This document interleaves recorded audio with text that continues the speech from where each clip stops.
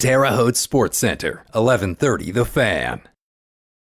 Vassal Michaels here for 1130thefan.com, and our four-part series continues here at West Vigo High School with Jeff Cobb in his 9th season with the Vikings. And, Coach, we joke we might have to call this one back to school as you guys prepare to get ready for your last two-a-day here. And how's the summer been?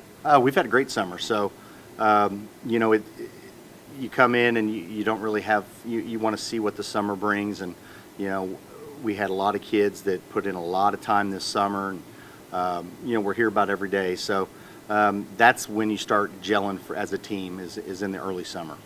6-4 last year, a lot to build off of there, and some of those games you look at them and some tough losses for you guys, but it's also time to build upon that and take a step forward. Yeah, the kids were excited because that was our first WIC championship, and we shared it with Sullivan in 10 years. So they were pleased about that. There's still some we had tough competition. We had three of our losses were to top 10 teams in Greencastle twice and then Linton. So, we're looking to build upon what we did last year. We've got a couple classes here that are small in numbers, our junior-senior class, but they have high quality. So, we're looking to expand on that. We've got a great freshman and sophomore class that are going to contribute quite a bit this year. I think the next step after winning your first conference in 10 years is to maybe set your hopes on perhaps a sectional championship, something that hasn't been done here since the 80s at West Vigo. It was 1985, and it's a long time ago. I was still in high school then. But that's what we're always looking to, and we want to every year contend for the conference championship and sectional championship. So our sectional's kind of been shaken up a little bit with Chittard moving to 4A, and they've won the state championship, I think 8 out of the last 9 or 10 years, something like that. So not having them in your sectional helps a lot. So, we'll see what happens. Talk about some of the returners and also some of the guys that you've lost.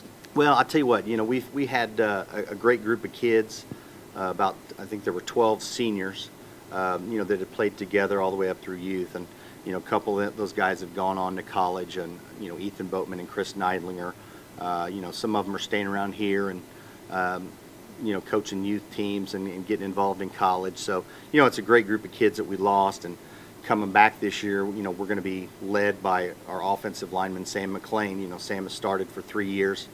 You could make a case that he started playing a lot as a freshman. I wouldn't call him a starter, but 3.5 years, I'll take that. We've got kids like Skylar Warnock, who've played for 3 years, and Tyler Gustafson. So, we've got a great core of kids coming back.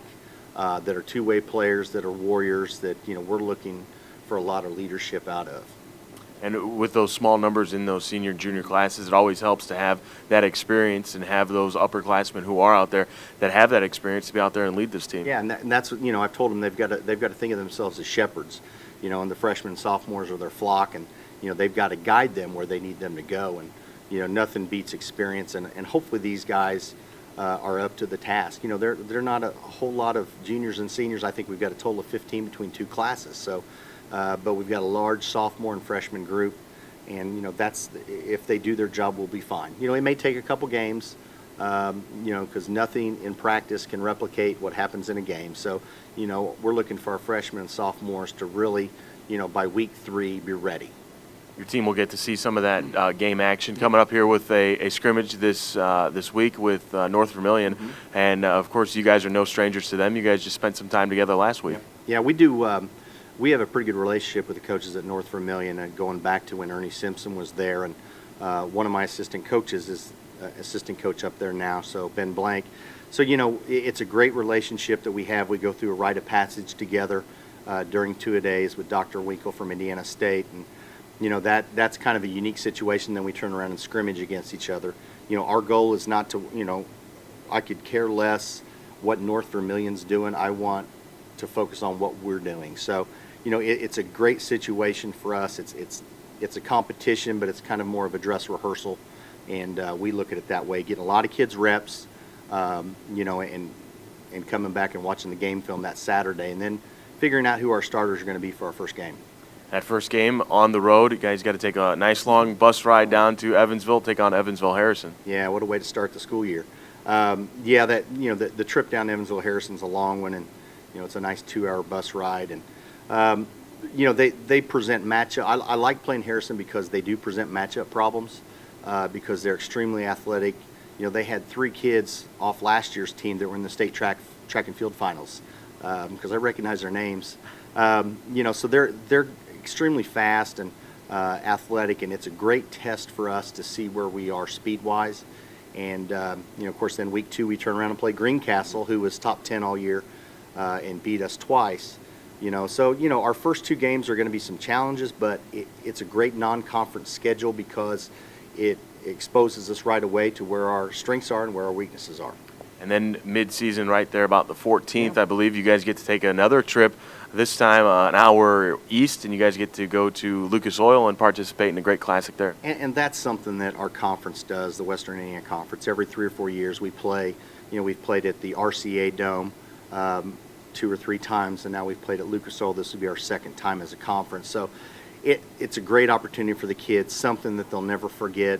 You know, I hate to say it, our kids aren't going to go play pro football. Right. This is the next best thing for them to get in that big stadium, and even if it's not packed, you know, it's still a great experience. And, you know, as coaches, you know, we're even excited to play up there. So, you know, it's something great that we do, and every class gets the opportunity to play there at least once. So, as the Vikings get set, they'll open up their season on the road at Evansville Harrison, here with head coach Jeff Cobb of the Vikings in his 9th year, 42-42, hoping to build upon that 6-4 season last year. Coach, thank you for taking your time out of your day, and good luck the rest of this camp, and good luck this season. Thank you very much. I appreciate you guys coming out.